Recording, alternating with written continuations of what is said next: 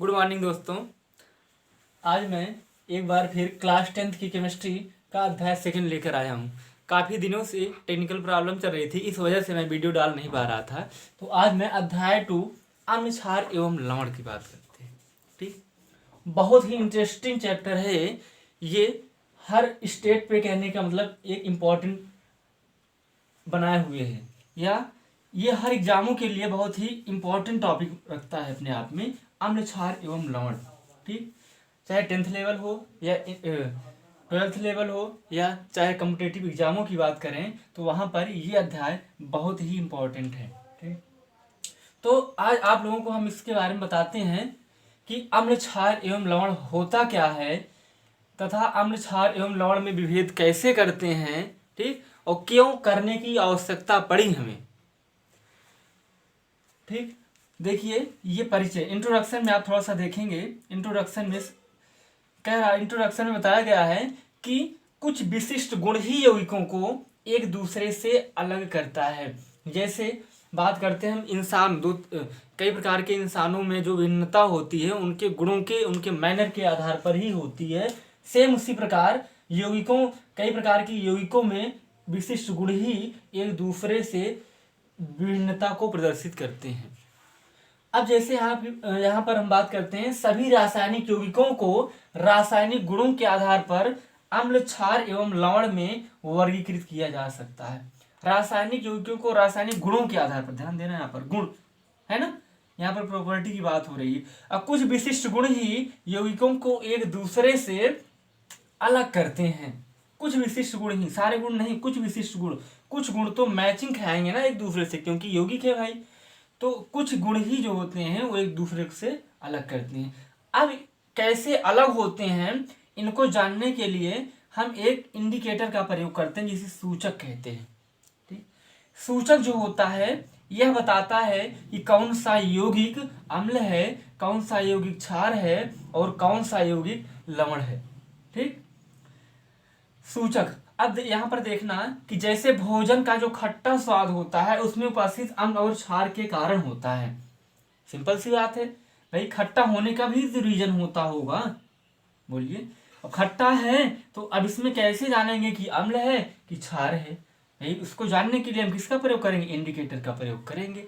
नींबू का खट्टा होना, नींबू का भी खट्टा हो। नींबू खट्टा क्यों होता है, नींबू खट्टा होता है सिट्रिक अम्ल के कारण। लेकिन पहले तो हम पता नहीं कर पाएंगे कि कौन सा अम्ल है ना। उसको जानने के लिए भी हम इंडिकेटर का प्रयोग करेंगे, है ना।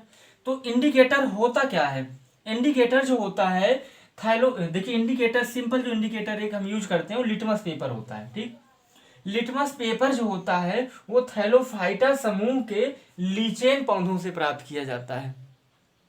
थैलोफाइटा समूह के लीचेन पौधों से प्राप्त किया जाता है। यह जो है एक प्रकार का प्राकृतिक सूचक है। ये भी एग्जाम में बहुत पूछा जाता है कि प्राकृतिक सूचक के नाम बताइए। लिटमस पेपर जो होता है प्राकृतिक सूचक होता है। लाल पत्ता गोभी भी प्राकृतिक सूचक होती है। हल्दी, हाइड्रेजिया, पेटूनिया तथा जेरानियम, ये तो दो बार, हाँ, जेरानियम और फूलों की रंगीन पंखुड़ियां भी जो होती हैं वो प्राकृतिक इंडिकेटर या प्राकृतिक सूचक होती हैं। ठीक, अब यहाँ पर बात करते हैं संश्लेषित सूचक की बात करते हैं। मेथिल आरेंज और फिनाइलेप्थीन जो होता है ये होता है संश्लेषित सूचक होता है। ध्यान देना यहाँ पर यदि अम्ल जो सिंपल अवस्था में देखा जाए, लिटमस पेपर जो होता है ये बैगनी कलर का होता है। यदि अम्ल और क्षार ना रहे तब इसका जो सिंपल कलर होगा बैगनी कलर का होगा। ठीक, और अम्ल और क्षार आ जाएगा कलर में थोड़ी सी क्या हो जाती, चेंजिंग हो जाती। चेंजिंग का मतलब अगर लिटमस है ना, लिटमस पेपर जो होता है उसका कलर नीले से क्या हो जाए, लाल हो जाए तो वह अम्ल कहलाता है। लाल से नीला हो जाए लिटमस पेपर का कलर, वह क्या कहलाता है, क्षार कहलाता है ना। ये था एक सिंपल तरीका जानने का। लेकिन कोई भी यौगिक को जानने के लिए सिर्फ हम एक ही तरीका नहीं अपनाते हैं, इसके लिए कई प्रयोगशाला में हम प्रयोग करते हैं, कई विधियां हैं इसको जानने के लिए। ऐसा नहीं कि हम लिटमस पेपर डाल दिए कि हो गया, अम्ल हो गया और क्षार हो गया। ये तो एक जल्दबाजी का तरीका है सिंपल जानने का।